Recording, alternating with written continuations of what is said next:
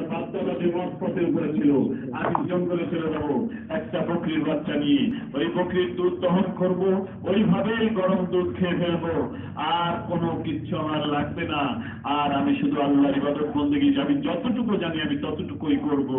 এমনি ভাবে যদি কেউ পারে ইমান বাঁচাইতে পারবে। এছাড়া যারা একবার এ হুজুরের ওয়াজ শুনবে, একবার ও হুজুরের ওয়াজ শুনবে, একবার এ হুজুরের কথা শুনবে, একবার ও হুজুরের কথা শুনবে, একবার এ মাহফিলে যাবে, একবার ও মাহফিলে যাবে, অবশ্যই গোমরাহ হয়ে যাবে, হয়েই যাবে। তার কারণ রসুলের হাদিসটা রসুল খালি খালি বলেন না এই যে জঙ্গলে যাও। এখন জঙ্গল বলতে কিন্তু সুন্দরবন না, তার কারণ সুন্দরবনে গেলে তো বাঘে খেয়ে ফেলবে, কি বলেন, সিংহ খেয়ে ফেলবে, ভাল্লুকে খেয়ে ফেলবে। এ বন বলতে নিজে একাকী হয়ে যেতে হবে, কারোর সঙ্গে কোনো কথাবার্তা মেলামেশা উঠা বসা সমাজ জামাত কিচ্ছু করা যাবে না। এ জঙ্গল বলতে রসুল এইটাকেই বুঝিয়েছেন। এটা পরিষ্কার হাদিস শরীফের মধ্যে আসছে। ঠিক সেই সময় এসে গেছে, ঠিক সেই সময় এসে গেছে। আপনি আল্লাহর জিকির করবেন, করতে দেওয়া হবে না, নিষেধ করা হচ্ছে। জিকির দরকার নেই, জিকির প্রয়োজন নেই, নামাজ কিছু জিকির, কোরআন তেলাওয়াত কিছু জিকির, আবার এই কিছু আল্লাহ জিকির করবেন, আল্লাহ ডাকবেন। আল্লাহ বলছে দিন রাত 24 ঘন্টা আবার জিকির করো। তো দিন রাত 24 ঘন্টা কি কোরআন তেলাওয়াত করা যায়? দিন রাত 24 ঘন্টা কি নামাজ পড়া যায়? দিন রাত 24 ঘন্টা কি রোজা রাখা যায়? দিন রাত 24 ঘন্টা কি জিহাদ করা যায়? দিন রাত 24 ঘন্টা কি হজ করা যায়? দিন রাত 24 ঘন্টা যেহেতু আল্লাহ তাআলা জিকির করতে বলেছেন, সকাল থেকে সকাল পর্যন্ত, সন্ধ্যা থেকে সকাল পর্যন্ত, সূর্য উদয় থেকে সূর্য অস্ত পর্যন্ত, এভাবে বিভিন্ন জায়গায় আল্লাহ নিজে কোরআনে বলেছেন তোমরা আমার জিকির করো। তো সেই জিকির থেকে মানুষকে গাফিল করবার জন্য ষড়যন্ত্র চলছে। দেখেন, নফল নামাজ বন্ধ করে দিয়েছে। আজকে আমাদের সমাজের এক শ্রেণীর ছেলে পেলে ওরা সঠিক পথ পেয়ে গেছে, ওরা কোরআন হাদিস ছাড়া কিচ্ছু মানে না, নফল নামাজ ছেড়ে দিয়েছে। মানে জিকির, নামাজ তো জিকির, তাহলে নামাজ জিকির যদি হয়, জিকির আরো বেশি করতে বলেছে, ওরা আরো জিকির কমায় গেছে, ওরা আরো জিকির কি করছে? তাহলে কি ওরা কি সঠিক হবে? যদি বুঝতাম যে ওরা কোরআন হাদিস মানে জিকির বাড়ায়, অর্থাৎ নামাজ পড়াইছে, নামাজ যা পড়তে তার থেকে এখন বেশি পড়ে, তাহলে বুঝতাম যে জিকির বাড়াইছে।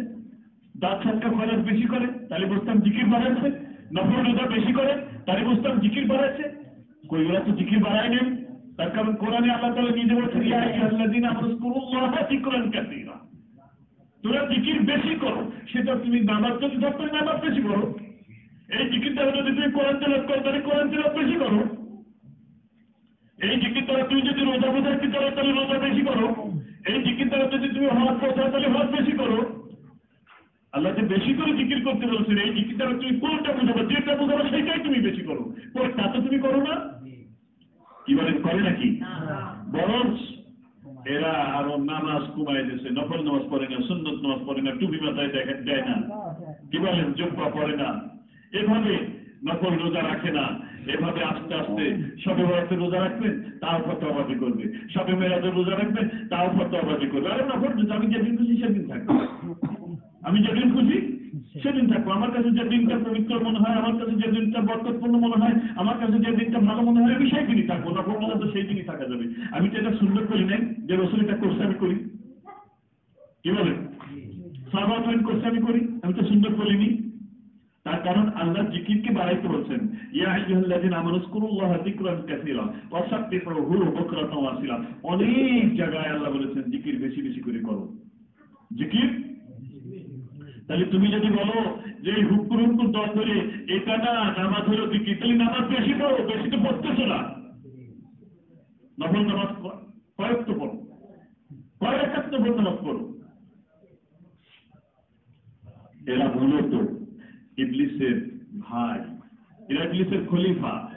এরা ইবলিসের দায়িত্ব দিয়েছে এই মানুষকে কিভাবে জাহান্নামে নেওয়া যায়, অর্থাৎ মানুষের আমল কিভাবে কমায় দেওয়া যায়, জিকির কমায় দেওয়া যায়, নামাজ কমায় দেওয়া যায়, রোজা কমায় দেওয়া যায়, কিভাবে সব কমায় দেওয়া যায়। এরা এই পথ অবলম্বন করছে।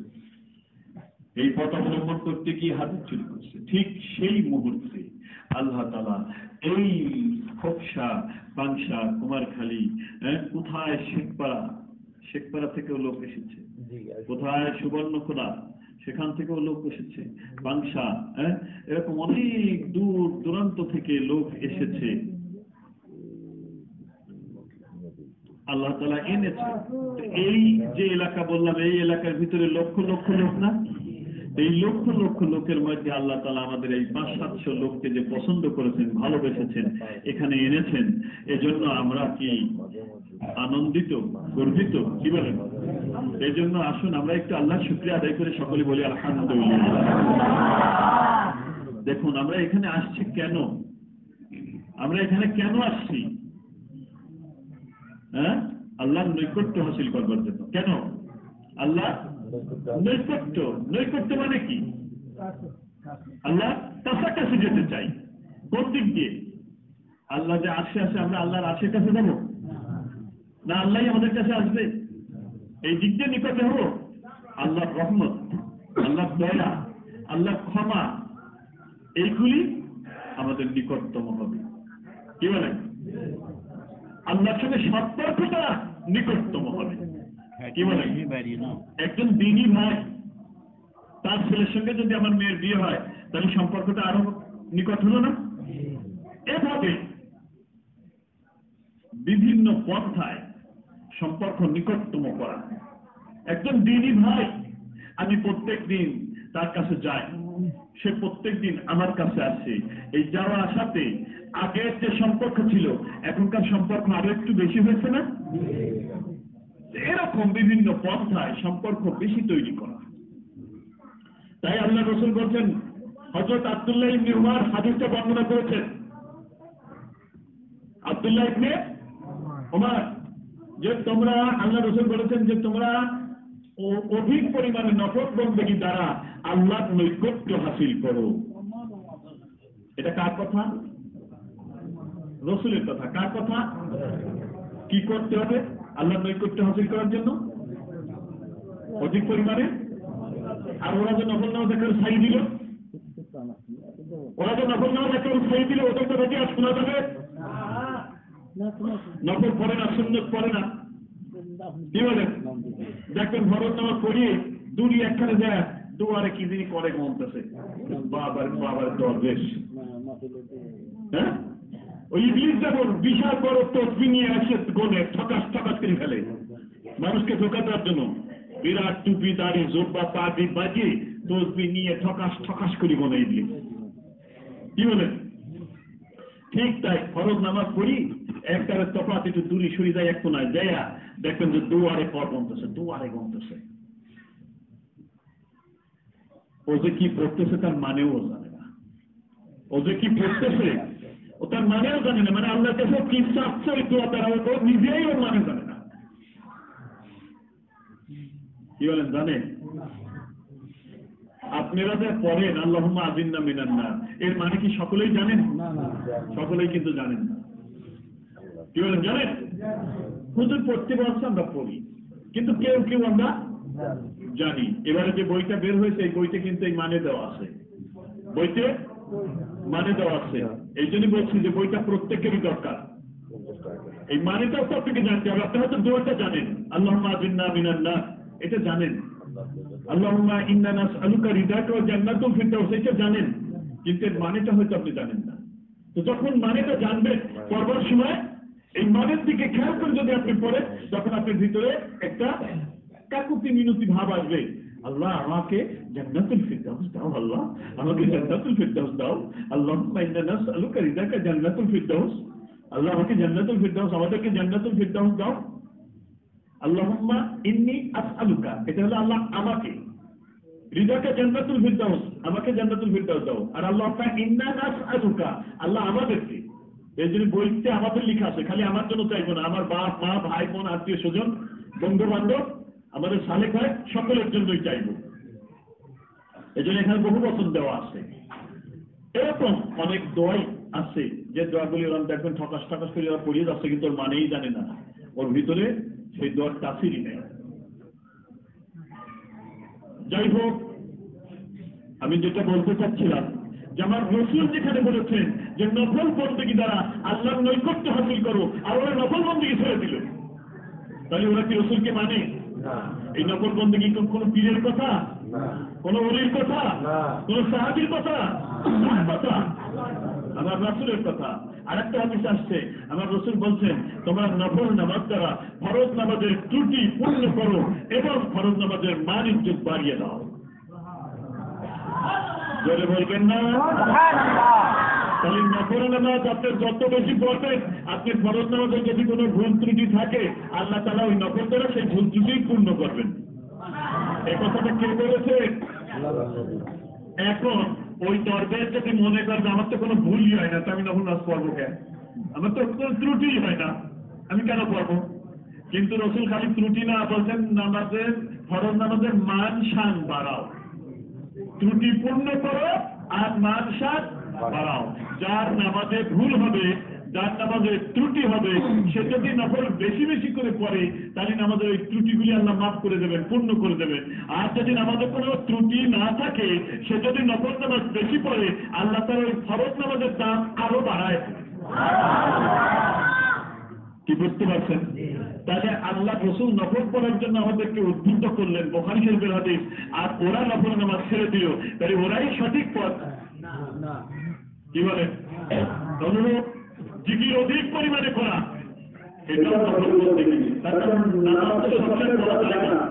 যখন সূর্য মাথার উপরে দীর্ঘ হয় তখন নামাজ পড়া যায় না, যখন সূর্য ওঠে তখন নামাজ পড়া যায় না, আসলে নামাজ পড়া হয়ে গেলে আসলে নামাজ পড়া থেকে মাগরিব পর্যন্ত কোনো নামাজ পড়া যায় না, কাজা কিন্তু তখন পরিবেশও পড়া যায় না, সবাই কাজা পড়া যায়, প্রত্যেকে কাজা। আবার ফজরের সুরক্ষিত হওয়ার পর থেকে এসব পর্যন্ত ফজরের 2 রাকাত সুন্নাত ফরজ করা এবং কাজা নামাজ পড়া যায় না। তাহলে অধিক পরিমাণে লক্ষ্য করতে হবে, এই সময়গুলি আমি কোরআন তেলাওয়াত করব, এই সময়গুলি আমি জিকির করব, কিন্তু আমি কিন্তু কোরআন তেলাওয়াত করতে পারি না। যদিও পারি আমার তেলাওয়াত সঠিক হয় না, যদিও পারি আমার তেলাওয়াত সঠিক হয় না, তাহলে আমি কি করব? তাহলে করব জিকির করব, লা ইলাহা ইল্লাল্লাহ। আল্লাহ যখন কাজ করব, ওই কাজের মাধ্যমে নামাজ পড়া যায় না, ওই কাজের মাধ্যমে কোরআন তেলাওয়াত করা যায় না। মেসেজে মেসেজে যখন ভাগাভাগি পাবে, তৈরি ফুটে, মাছ ফুটে, এই কাজের ফাঁকে ফাঁকে কোরআন তেলাওয়াত করা যায়, নামাজ পড়া যায়, তখন আল্লাহ জিকির করবো, তাকবীর করবো। পুরুষেরা মাঠে যখন কাজ করবে, দোকানে যখন দোকানদারি করবে, এই সময় তো কোরআন তেলাওয়াত করা যায় না, নামাজ পড়া যায় না। এই সময় কি করবে? তাকবীর করবে, জিকির করবে। এই কথার জন্য কি বেশি বেশি তারা করবে আল্লাহ জিকির তাকবীর, হ্যাঁ, তারা বেশি আল্লাহর নৈকট্য শিক্ষা অর্জনের জন্য কিভাবে এই কাজ চালু হচ্ছে।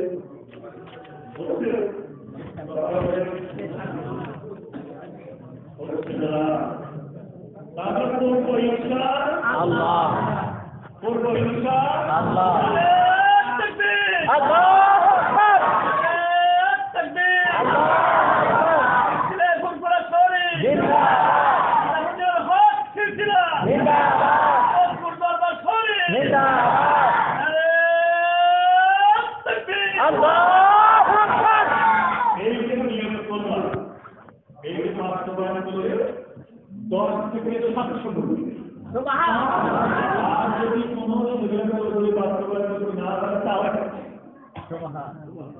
কি বলেন?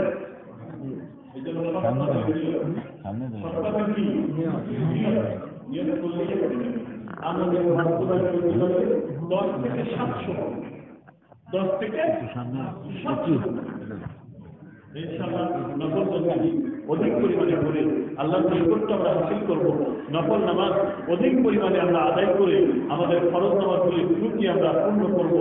আর যাদের ফরজ নামাজ আল্লাহর দরবারে কবুল হয়ে যাচ্ছে, আমরা নফল নামাজ পড়ে আমাদের ফরজ নামাজের মান শান আমরা বৃদ্ধি করবো। আর বেশি বেশি করে আমরা আল্লাহর দরবারে কাঁদবো, তওবা করবো, আমাদের গুনাহ থেকে মাফ চাইবো। তার কারণ তওবার দ্বারা মানুষের গুনাহ মাফ হয়, তওবার দ্বারা মানুষের মর্যাদা বৃদ্ধি পায়, মানুষের কি বৃদ্ধি পায়? মর্যাদা বৃদ্ধি পায়। আর আল্লাহ রাসূল কি বলেছেন? জাদ্দিদু ঈমানাকুম, জাদ্দিদু ঈমানাকুম, তোমাদের ঈমানকে তাজা করো, নতুন করো। তোমাদের ঈমানকে কি করো? তাজা করো, নতুন করো।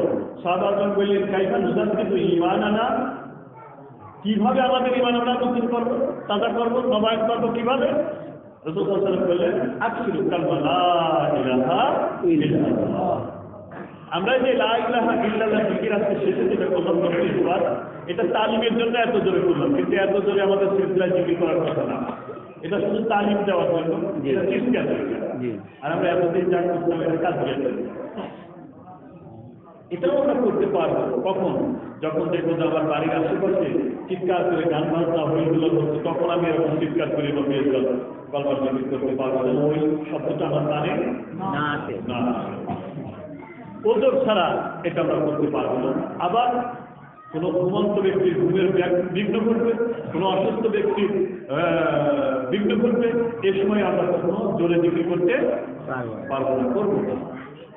তো যাই হোক, আমরা জিকির বেশি বেশি করে করবো, করে আমরা কি হাসিল করবো?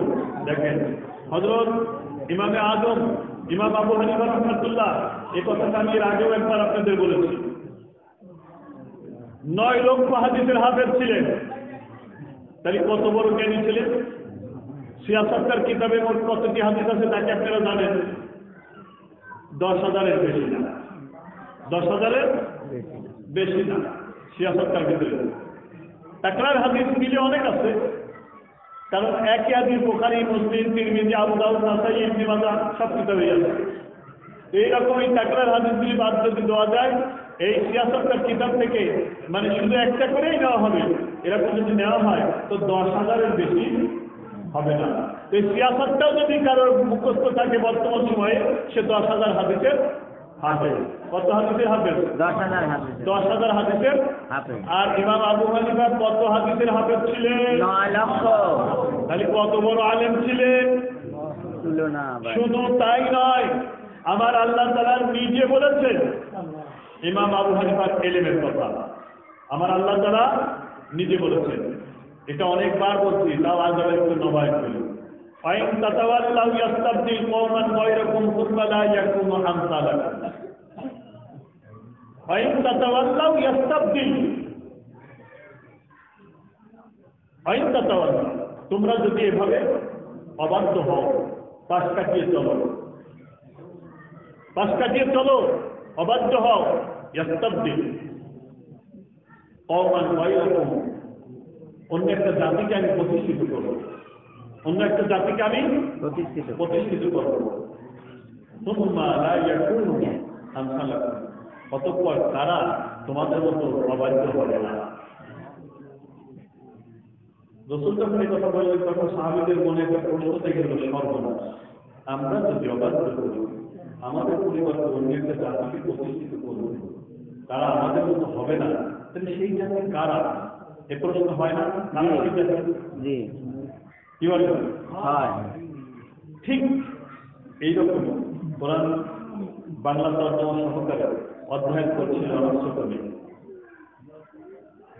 পড়তে পায় যে আল্লাহ অন্য আরেকটা জাতি তৈরি করবে, প্রতিষ্ঠিত করবে। তোর মনে প্রশ্ন জায়গা সেটা কারা? তারা কি মানুষ না অন্য? তো আমাকে প্রশ্ন করে ফেললেন, দেখলাম যে আমরা যদি অবাধ্য হই, মানুষ যদি অবাধ্য হয়, তাহলে আল্লাহ তাআলা অন্য একটা জাতি প্রতিষ্ঠিত করবে, সেই জাতি কারা? তারা কি মানুষ না? তা আমিও দেখলাম, দেখার পরে আমার ভিতরে তখন এই জাতীয় যে এটা জবাব জানতে হবে, তখন এবার তাফসীর দেখলাম। তো তখন তাফসীর দেখলাম ওইখানে এরকম প্রশ্ন সাহাবা আজমাইনদের ভিতরেও হয়েছিল। তখন সাহাবা আজমাইন রাসূলকে প্রশ্ন করেছিলেন, এরকম। وعن ابي هريره رضي الله تعالى عنه قال ناس من اصحاب رسول الله صلى الله عليه وسلم يا رسول الله صلى الله عليه وسلم من هؤلاء الذين من ذكر الله ان تولينا استبدلوا بنا ثم لم يكونوا امثالنا قال وكان سلمان بجنب رسول الله صلى الله عليه وسلم قال فضرب رسول الله صلى الله عليه وسلم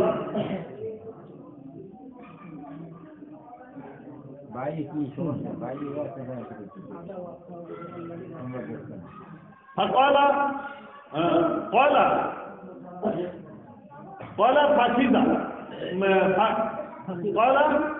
فكذا سلمان هذا واصحابه الذين وقال হাযা ওয়াকালা হাযা ওয়া আসহাবুহু ওয়াল্লাযী নাফসি বিয়াদিহি লাউ কানা আল-ঈমানু মানুতাম বিসুরাইয়া লাতানাওয়ালাহু রিজালাম মিনাল ফারিসা রাওয়াহু তিরমিজি শরীফ, যেটা ইসলামিক ফাউন্ডেশন থেকে প্রকাশিত হয়েছে। এই তিরমিজি শরীফের 3261 নম্বর হাদিস, 3261 নম্বর হাদিস ইসলামিক ফাউন্ডেশন থেকে 2014 সালে যেটা প্রকাশিত হয়েছে, এর পঞ্চম খণ্ডে 524 পৃষ্ঠা। মূল তিরমিজি শরীফে এটা 3183 নম্বর হাদিস সম্ভবত, হ্যাঁ 3183 মূল, যেটা হিন্দুস্তান নুসখা, এতে এত বড় যে কিতাব অনেকেই হয়তো চোখেই দেখে মূল কিতাব। এই হাদিসটা হলো, যখন এই আয়াত নাজিল হয়ে গেল তখন সাহাবা আজমাইনের ভিতরে কিছু মানুষ, হ্যাঁ কয়লা নাসুন মিন আসহাবি রাসূলুল্লাহ সাল্লাল্লাহু আলাইহি ওয়াসাল্লাম, রাসূলের সাহাবীদের মধ্যে থেকে কিছু মানুষ, মানে কিছু সাহাবা রাসূলকে প্রশ্ন করলো, মান হাউলাইল্লাযিনা মান যাকারাল্লাহ, এখানে আল্লাহ তাআলা কাদের কথা বলছেন? মান হাউলাইল্লাযিনা মান যাকারাল্লাহ, এখানে আল্লাহ তাআলা কাদের কথা বলছেন? ইন তাওয়াল্লাইনা আস্তাবদালু বিনা সুম্মা লাম ইয়াকুনু আসহাবানা, যে তারা আমাদের মতো অবাধ্য হবে না, যাদেরকে আল্লাহ প্রতিষ্ঠিত করবে, আমাদের মতো তারা অবাধ্য হবে না। তারা কারা? যেমন আমার প্রথমে আমার প্রশ্ন করেছিল, তেমন সাহাবায়ে প্রশ্ন করেছিল কাকে? রাসূলকে। আমি তো উত্তর দিতে পারিনি, আমার পরে ওর কিতাব দেখা লাগছে, কিন্তু আমার রাসূল উত্তর দিয়ে দিচ্ছে। কি উত্তর দিচ্ছে? যে ওই মজলিসে সালমান ফারসি কথা বলছেন, কথাই বলছে,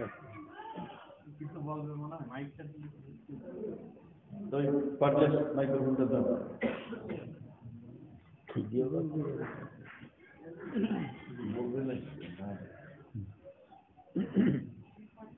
হারাম, ওরা মানুষের কথা বলা কি হারাম? এখানে কি গুনাহ করতে আসে? কেউ কি গুনাহ করতে আসে? না। তাহলে কি আসে? দাবি করলাম প্রকাশ করেছিলাম, কিন্তু হয়ে গেলাম কি ওই জন্য তো মানুষটা বলা পুরা না, এই জন্যই করে নাই আদব, নাই লেহাজ, কিচ্ছু নেই, কিচ্ছু নেই। হ্যাঁ শুনুন, তার কারণ জিকিরাজগার করে না, সবকাটাই করে, জিকিরাজগার করে না, সবকাটাই নাম। আর বিভিন্ন জায়গায় দেখবেন যে গোবর কথা ওরা সাথে মামারি করে যাবে, কিন্তু কিচ্ছু নেই, ঠান্ডা। এগুলি সারে জাহান্নাম থেকে বাঁচতে আসছেন, বাঁচেন, জান্নাত লাভের জন্য এসেছেন, লাভ করেন। আল্লাহ ওলি হতে এসেছেন, ওলি হল। আল্লাহ ওলি হওয়ার না, ওলি কিন্তু সবাই। ওলি কি? আপনারা সবাই কি?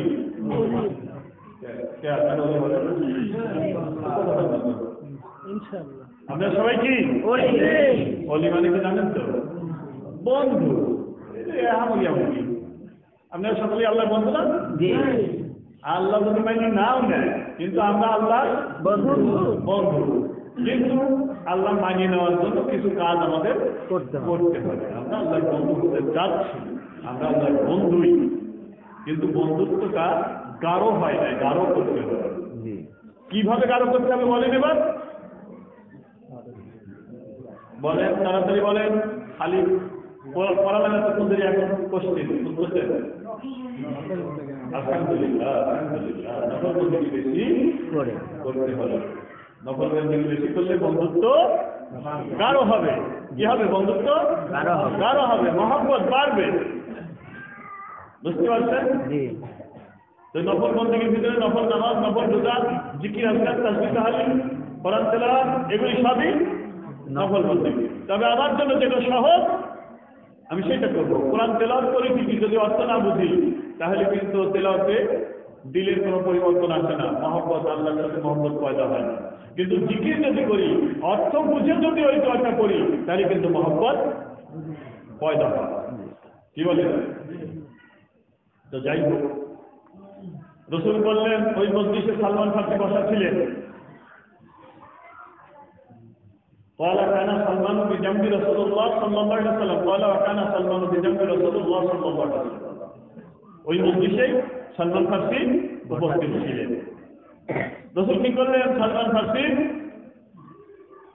উরুর উপরে চাপড় মারলেন অথবা ধরলেন, সাক্ষী দা সালমান, সালমানের মানাকে ধরলেন। এটাও মানাকে, এটাও মানাকে। এই যখন এইটা তখন চাপড় মারা, আর এইটা যখন তখন সাক্ষী দা সালমান।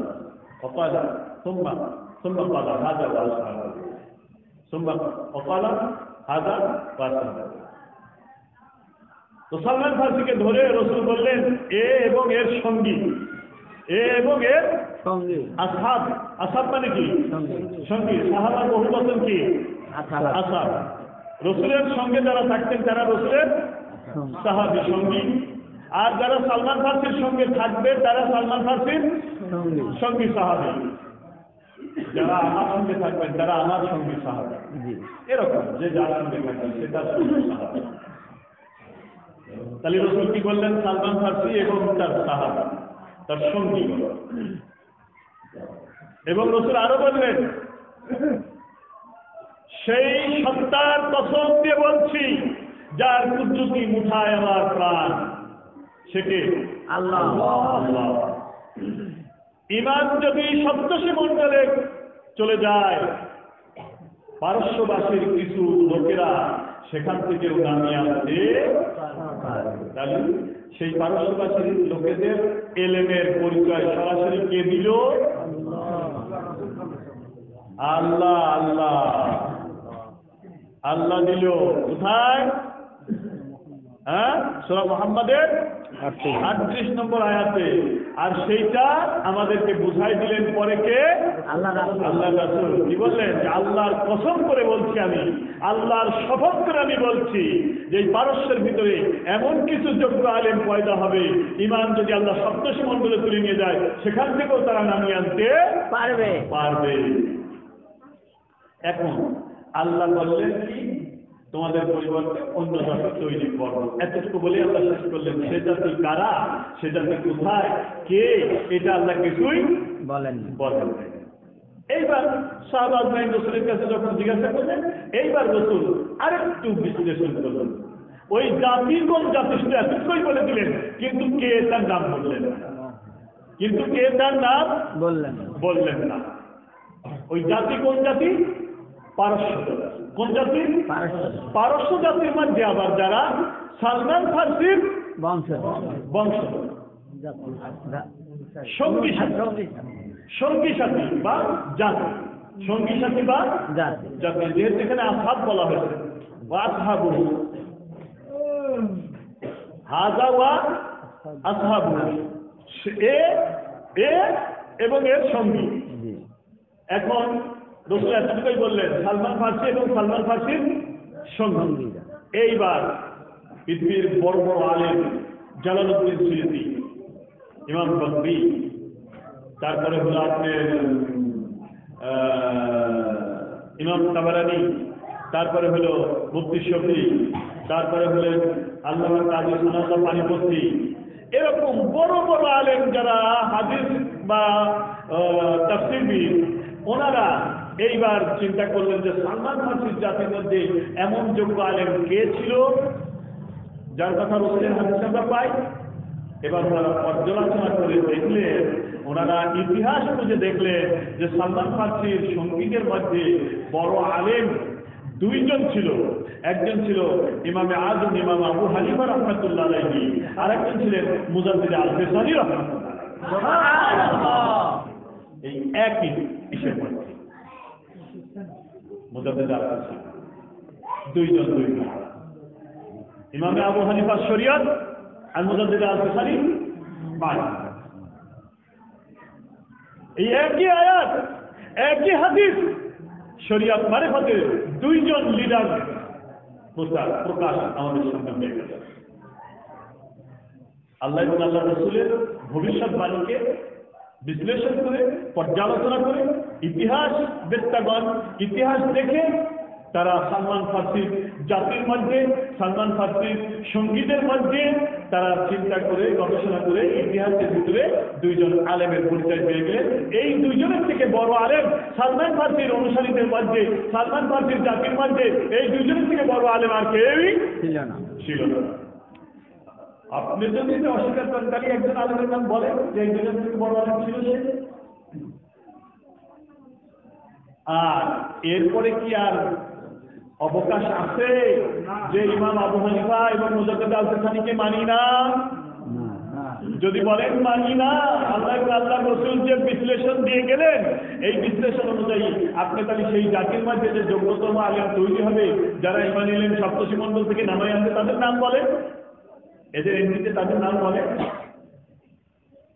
যদি বলতে না পারেন তাহলে কোরআনের এই আয়াত এবং রাসূলের এই হাদিস অনুযায়ী আপনাকে অবশ্যই ইমাম আবু হানিফা এবং মুজাদ্দিদ আল-সানিকে মানতে হবে। আল্লাহ রাসূল আরো বলেছেন وعن ابي هريره رضي الله تعالى عنه قال قال رسول الله صلى الله عليه وسلم ان الله يبعث لهذه الامه على رأس كل 100 سنه من يجدد لها دينها। প্রতি 100 বছর পর পর একজন করে মুজাদ্দিদ আসবে যিনি দিনকে নবায়ন করবে। এই হাদিস থেকে বোঝা গেল 100 বছর পর পর এক এক এলাকায় একজন করে মুজাদ্দিদ আসবে এবং ওই মুজাদ্দিদকে তখন মেনে নিতে হবে। ওই মুজাদ্দিদই তখন ওই এলাকার জন্য নায়েবে নবী, ওই মুজাদ্দিদই তখন ওই এলাকা। সুতরাং আপনি মুজাদ্দিদ যেমন টুকরা দাদা হুজুরকে যদি না মানেন, আপনি কোন মুজাদ্দিদকে মানেন? যেটা রাসূলের হাদিসে এলো যে 100 বছর পর পর একজন করে মুজাদ্দিদ আসবে, আপনার সেই মুজাদ্দিদকে আপনি কাকে মুজাদ্দিদ মানেন? যদি না মানেন আপনি রাসূলের হাদিস কি মানেন না? আপনি মুজাদ্দিদ তো দেখান। খালি মুক্তি একজনকে মুজাদ্দিদ বললে হবে না। মুজাদ্দিদের যে সংজ্ঞা আছে, যিনি দিনকে নবায়ন করছেন, কি করেছেন? দিনের মধ্যে যে নতুন বেদাত ঢুকেছে ওই বেদাতকে বিচ্ছিন্ন করে দিয়ে আর দিনের ভিতর থেকে যা কিছু বাদ করে গেছে সুন্নাত ওইগুলি আবার ইনক্লুড করে দেবে। এরকম সমাজের যে সংস্কার করবে তিনি হলেন মুজাদ্দিদ। তা আপনি যাত্রা না করলে হবে না। কি সংস্কার করেছে সমাজে এটা আমাদেরকে দেখাইতে হবে। মুজাদ্দিদ জামান যে সংস্কার করেছে এটা কিন্তু সর্বজন বিদিত। লক্ষ্মী পূজা হতো, 6 কিলো রাত্রের পূজা হতো, বাঙালি মুসলমানরা ধুতি পড়তো, এগুলি কে দূর করেছেন? মুজাদ্দিদ জামান। এরকম আরো কিছু বেদাত দূর করে দিয়েছিলেন এবং নতুন যেগুলি সুন্নাত বাদ করে গিয়েছিল যোগ করেছিলেন। আপনি যদি মুজাদ্দিদ জামান করে দাদা হুজুরকে না মানেন আমার আপত্তি নাই, আমি আপনাকে কিচ্ছু বলবো না। কেন বলবো না? তার কারণ এলমের কাছেও অর্জন করা ফরজ। এখন মুজাদ্দিদ জামানের কাছে যে যাওয়া লাগবে তার কোনো মানে নেই। আপনি আরেকজন মুজাদ্দিদ জামানের কাছে দাদা হুজুরের কাছে যে যাওয়া লাগবে তার কোনো মানে নেই। কিন্তু ওই ফরজটা আপনাকে পালন করতেই হবে, ফরজটা আপনার আদায় করতেই হবে। মুজাদ্দিদ জামানের কাছে বায়াত হওয়া ফরজ নয়, ফুরফুরা সিলসিলার অনুসারী হওয়া ফরজ নয়, কিন্তু এলমের কাছেও শিক্ষা করা কি? এখন এই খরচ শিক্ষা করবার জন্য আপনি যাবেন মুজাদ্দিদ জামানের থেকে যদি ভালো করে আলেম তার সাথে যাবেন। কিন্তু তিনি যেহেতু মুজাদ্দিদ ছিলেন তাকে বাদ দিয়ে যেতে হলে আরেকজন মুজাদ্দিদের কাছেই যেতে হবে, ডাক্তার কাছে গেলে হবে না। যেহেতু রাসূলের হাদিস অনুযায়ী 100 বছর পর পর একজন করে আসবেন, তাকেই মানতে হবে, তাকেই। অনুরোধ জিহাদ করা ফরজ, ইসলামী আন্দোলন করা ফরজ, নাহি আনিল মুনকারের কাজ করা ফরজ, তাবলীগ করা ফরজ, কিন্তু তাই বলে জামাত ইসলাম করা ফরজ না, ইসলামী শাসনতন্ত্র আন্দোলন করা ফরজ না, খেলাফত মজলিস করা ফরজ না। যে কোনো একটা আন্দোলন জিহাদ অবশ্যই আপনাকে করতে হবে। জিহাদ মানে আল্লাহর দ্বীন কায়েমের জন্য চেষ্টা করা, আল্লাহর মূল কালিমা উচ্চে প্রতিষ্ঠিত করার জন্য চেষ্টা করা, ক্ষমতা নেওয়ার জন্য না। জিহাদ আল্লাহর দ্বীন কায়েম। গনিমতের মাল লোভের জন্য যুদ্ধ করলে সেটা জিহাদ হয় না, আল্লাহর দ্বীন কায়েমের জন্য করতে হবে লড়াই। তো এই লড়াই আপনাকে করতেই হবে। আপনি যদি বলেন দাওয়াত করবো না, করবেন না। যদি বলেন খেলাফত মজলিস করবো না, করবেন না। খেলাফত আন্দোলন করবেন না, করবেন না। কিন্তু জিহাদ আপনি করবেন, এটা ফরজ। কি বুঝতেছেন আমার কথা? অনুরূপ ইসলামী আন্দোলন, অনুরূপ নাহি আনিল মুনকারের কাজ, অনুরূপ তাবলীগ। আমি ইলিয়াসের তাবলীগ না করবেন, না করবেন। ইলিয়াসের তাবলীগ করা আপনার জন্য ফরজ না, ইলিয়াসের তাবলীগ না করলে আপনি কাফের হয়ে যাবেন না, কিন্তু তাবলীগ না করলে আপনার কিছু বিপদ আছে। তাবলীগ না করলে আপনার বিপদ আছে, তাবলীগ আপনি করাই লাগবে যে কোনো একটা। তাহলে এগুলি আমরা সবই করবো, জিহাদ করবো, ইসলামী আন্দোলন করবো, নাহিয়া আনিল মুনকারের কাজও করবো, তাবলীগও করবো, আমরা ইলমের তাসাউফ অর্জন করবো। এবং এটা আমরা কি করবো, প্রথমে দেখবো কোরআনে কি আছে। যদি কোরআনে আমরা সুস্পষ্ট না বুঝি না পাই, আমরা দেখবো হাদিসে। যদি হাদিসে সুস্পষ্ট আমরা না পাই, তখন আমরা দেখবো মুমিনদের সিদ্ধান্ত এর ব্যাপারে কি আছে। মুমিন মানে কারা? যারা আল্লাহর ওলি, যারা হাক্কানি আলেম, যাদের দুই এলেম আছে, দুই এলেম যাদের মধ্যে আছে তারা হলো মুমিন। যাই হোক, আমি এদিকে বলতে চাচ্ছিলাম না, আমি যেটা আপনাদেরকে বলতে চাচ্ছিলাম তাকওয়া। এই ইমাম আবু হানিফা এত বড় আলেম ছিলেন, যার প্রশংসা স্বয়ং রাসূল করেছেন যে কত বড় আলেম, যে এলেম যদি সপ্তর্ষি মণ্ডলে থাকে সেখান থেকেও নামাই আনতে পারবে। এত বড় ইমাম আবু হানিফা, সেই ইমাম কত বড় আল্লাহ ওলি ছিলেন দেখেন, কত বড় আল্লাহ ওলি ছিলেন। এক বুড়ির বাড়ি ওনার ছিল দাওয়াত। বুড়ির বাড়ি কি ছিল? দাওয়াত। মেজবান দাওয়াত দিয়েছে, উনি হলেন মেহমান, ইমাম আজম ইমাম আবু হানিফা।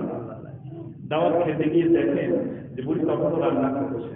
বুড়ি তখনও রান্না করছে আমের পাতা। কিসের পাতা? আমের।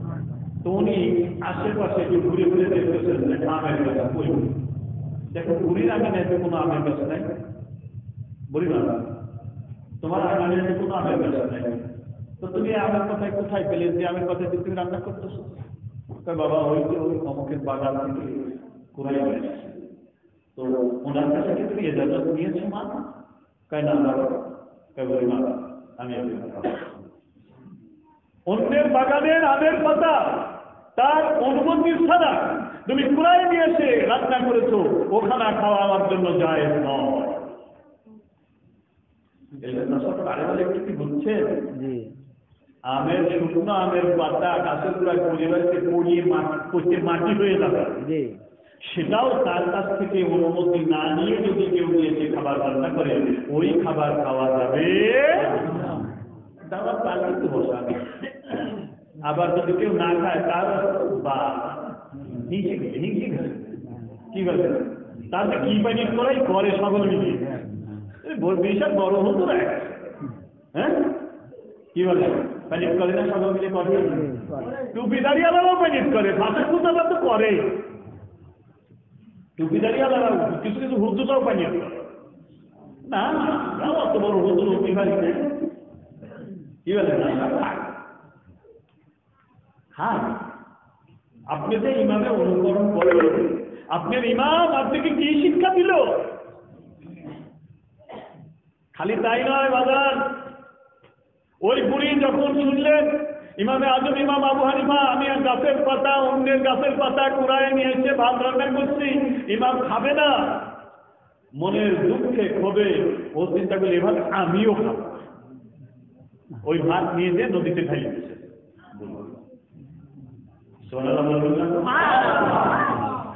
এই খবর পাওয়ার পরে ইমাম আজম আবার 1 বছর ওই নদীর মাছ,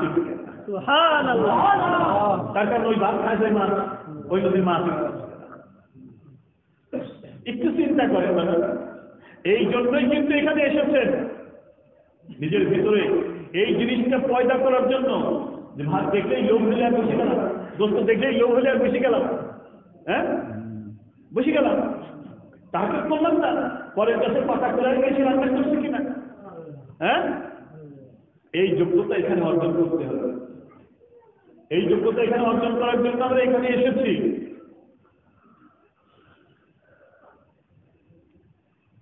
এক লোকের ছাগল হারায় গেছে, চোর চুরি করে নিয়ে গেছে, তো চোরের দাম ছাগল, চোর দৌড়ে যে ছাগল পালের কাছাকাছি যে ছাগল পালের ভিতরে ছাগল চলে গেছে। এখন ওই ছাগলওয়ালা এসে চোরের কথা ছাগলে নিয়ে নেবে। এখন ছাগলের মালিক পাই তোমার ছাগল কোনটা নিয়ে যাবে, ছাগলওয়ালা আর ছাগল খুঁজে পায় না। কি বলে 100 ছাগলের ভিতরে যদি একটা ছাগলকে চুরি করে নিয়ে এসে ছাড়িয়ে দেয় তো মিশে যায় না, ও আর খুঁজে পাবে না। ছাগলের মালিক ছাগল খুঁজে খাই তো বলে যে আমি খুঁজে পেলাম না, আমার তো জানি তোমার কোনো ছাগল, আমি তোমার কোনটা নিয়ে যাবো সেটা তো তোমার আমি নেবই, আমি দাবি সাইজ দিলাম, দাবি সাইজ দিয়ে চলে গেলাম, আমি নেব না। এই ঘটনা ঘটার পরে যারা মানে প্রাণী নিয়ে গবেষণা করছে, হায়াতুল হাইওয়ান কিতাবের ভিতরে না লিখছে একটা ছাগল নাকি 7 বছর বাঁচে। একটা ছাগল কয় বছর বাঁচে? সর্বোচ্চ 7 কি 8 বছরের উপর বাঁচে। তো ওই যে চুরাই ছাগল ওই পালের ভিতরে মিশে যাওয়ার খবর যখন ইমাম আবু হানিফার কানে গেল, তিনি 7-8 বছর কোন ছাগলের গোশতই আর খান না। বাজার তাকওয়ার পানি বলে খালি কুরকুরা হ্যাঁ, খালি গোগল বাজাবেন কুরকুরা। আর কতদিন চুল পেকে গেল, দাড়ি পেকে গেল, আর কতদিন কি লাভ করেছেন, কি হাসিল করেছেন? যত দূর তত দূর থেকে আসতেছেন, আসতেছেন, কিন্তু ধরে রাখতে পারছেন না, ধরে রাখতে পারছেন না। তার কারণ এই আমলটা প্রতিনিয়ত করতে হবে। আর পীর উস্তাদের যে হুকুম এটা একেবারে পুরাপুরি মানতে হবে। বায়াত করেছেন, বিক্রি করেছেন নিজেকে, আপনাকে যেই আপনি আমি আগে বলেছি যে পুরোপুরাই পুরি ভালো লাগবে না, ফরজ না, চরমাই পুরি ভালো লাগবে না, ফরজ না, রসুলপুর পুরি ভালো লাগবে না, ফরজ না। তবে যে কোনো একজনের কাছে যাওয়া আপনার জন্য ভালো, যে কোনো একজনের কাছে আপনার কাছে যাওয়া আপনার জন্য কি দাওয়াত ইসলাম করবেন না, ফরজ না, খেলাফত আন্দোলন করবেন না, ফরজ না, কিন্তু আপনার জিহাদ করাই লাগবে, ফরজ করাই লাগবে। আর যে কোনো একটা দল আপনাকে দেশে নেওয়াই লাগবে। তোমরা আল্লাহ নবীর দলে একতাবদ্ধ থাকো, পৃথক থেকো না, দলবদ্ধ থাকো। অবশ্যই দলবদ্ধ থাকতে হবে। আর দলবদ্ধ থাকতে হলে অবশ্যই একজনকে নেতা মানতে হবে। তো নেতা কিন্তু 2-3 জন হওয়া ভালো না। কি বলেন, তার সবের নেতা একজন আর আন্দোলনের নেতা আরেকজন, এরকম 2-3 জন নেতা থাকা ভালো না। তোদের বান্দা কাল মাত্র না পায় শ্মশান না পায়। আর আগেই বলছি, জিহাদ মানে মনে করবেন না রাজনীতি। জিহাদ মানে আল্লাহর দ্বীন কায়েমের জন্য চেষ্টা করা, সেটা ওয়াজ-নসিহতের মাধ্যমে, মানুষকে বোঝানোর মাধ্যমে, তারপরে মানুষের প্রতিবাদ করার মাধ্যমে, বিভিন্ন মাধ্যমে সেটা করা সম্ভব। আমি যদি মনে করি যে আপনি যে কোনো একজনের সঙ্গে থেকে জিহাদ করতেছেন, তাহলে আপনার উপরে তোমার রাগ হওয়ার কথা না, এখন আপনি তো করতেইছেন, পরস্পর পালন করতেইছেন। মসজিদ 5টা, নামাজ আপনাকে পড়তে হবে, যে কোনো মসজিদে পড়লেই হবে নাকি এই মসজিদেই পড়া ফরজ? না, যে কোনো মসজিদে পড়তে হবে। নামাজ ফরজ, কিন্তু যে কোনো মসজিদে পড়লেই হবে, বাড়িতে পড়লেও হবে। তবে উত্তম মসজিদে গেলে তার থেকেও উত্তম যে মসজিদে জামাত পড়ো, তার থেকেও উত্তম যে মসজিদের ইমাম দিনদার পরহেজগার তাকওয়াবান। এরকম যাচাই বাছাই করতে হবে।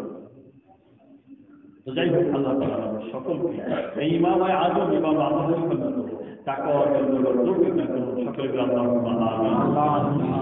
আপনারা জানেন আগামী 13 তারিখ রবিবার আমাদের বাৎসরিক মাহফিল। 13 তারিখ রবিবার, ডিসেম্বরের 13 তারিখ রবিবার আমাদের বাৎসরিক মাহফিল। এই বাৎসরিক মাহফিল এবং এই খানকা পরিচালনা, মাদ্রাসা পরিচালনা, এর জন্য আপনাদের সকলকে সচেতন হতে হবে, শ্রম দিতে হবে, অর্থ দিতে হবে, শ্রম দিতে হবে, অর্থ দিতে হবে। আল্লাহ রাসূল বলেছেন যে এমন কি আছো তোমার নিজের সম্পদ থেকে অন্যের সম্পদকে বেশি ভালোবাসো? সাহাবাগণ বললেন, হুজুর আমরা কেউই এমন নাই যে নিজের সম্পদ থেকে অন্যের সম্পদকে ভালোবাসে, কেউ এমন নাই। তখন বলছেন রাসূল, তাহলে জেনে রেখে দাও, তুমি যেটা আল্লাহর রাস্তায় ব্যয় করবে, দান করবে, এটা তোমার সম্পদ, আর যেটা তুমি রেখে যাবে এটা হলো অন্যের সম্পদ। যেটা তুমি রেখে দেবে জমা করে, বাড়ি গাড়ি জমা জমি টাকা পয়সা ব্যাংক ব্যালেন্স, এটা অন্যের সম্পদ। আর যেটা তুমি মসজিদ মাদ্রাসা খানকায় এতিমখানায় দান করে যাবে, এটা হলো তোমার সম্পদ। আগেই বলেছিলাম ইমান হাতে রাখা থেকে, আগুন হাতে রাখা থেকে ইমান রাখা কষ্ট। এখন এমন একটা মুহূর্ত আসছে যে মসজিদ মাদ্রাসা খানকায় দান করতে গেলেও কিন্তু ইমান চলে যায়।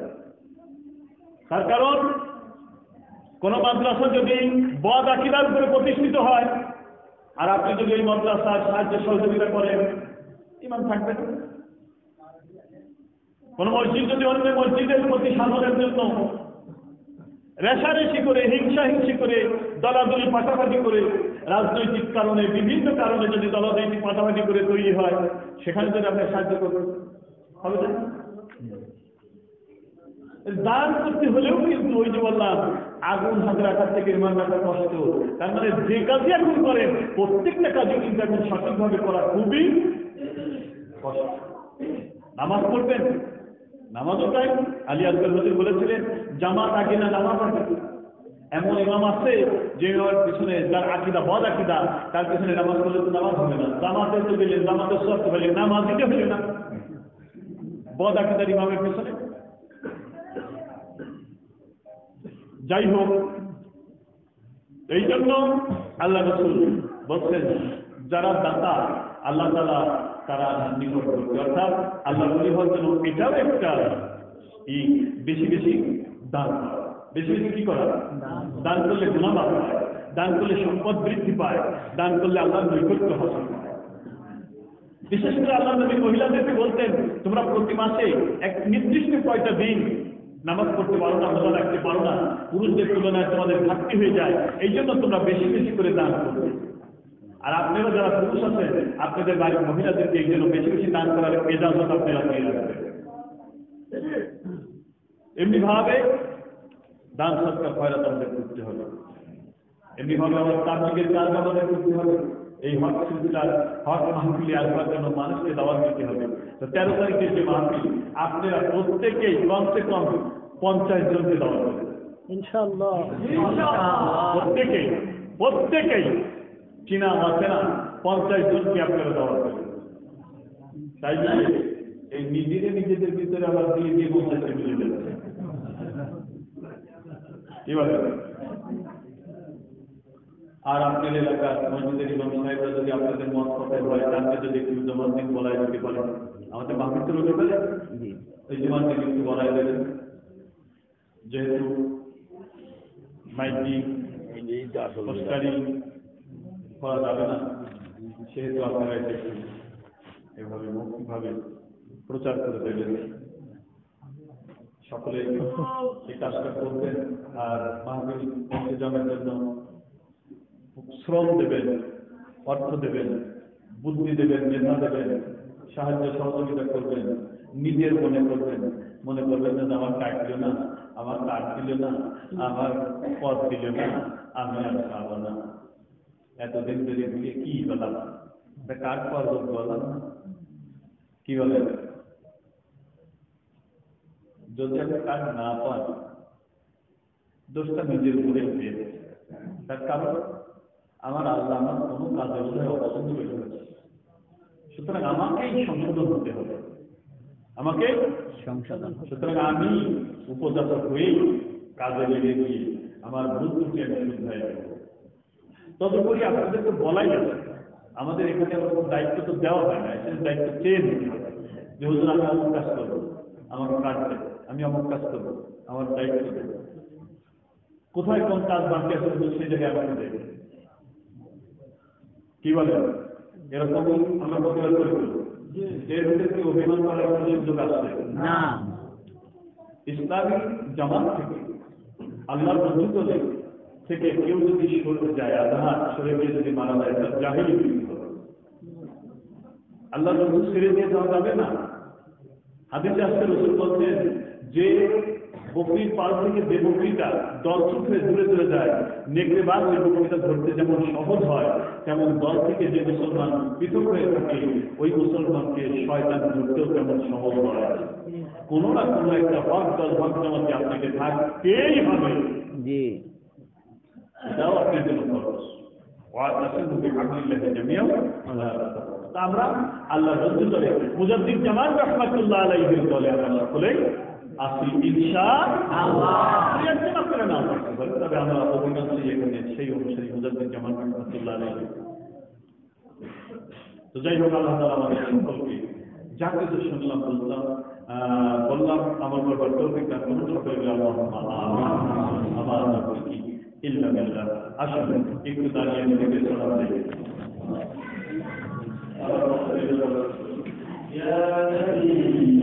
সালাম আলাইকা ইয়া